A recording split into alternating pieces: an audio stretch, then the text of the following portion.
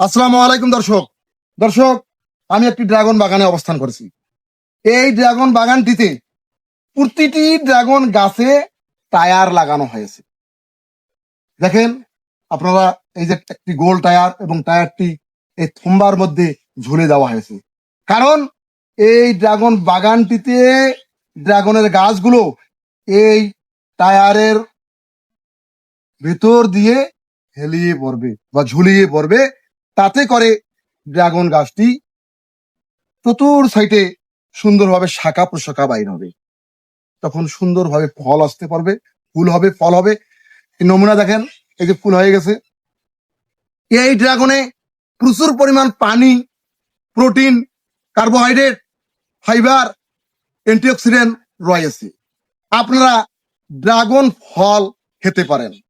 দর্শক, আমি আরিফ চৌধুরী, আমি কৃষিমূলক ভিডিও দিয়ে থাকি। আমার ভিডিও আপনাদেরকে ভালো লাগলে লাইক, কমেন্ট, শেয়ার করবেন। ভালো থাকবেন, সুস্থ থাকবেন। আল্লাহ হাফেজ।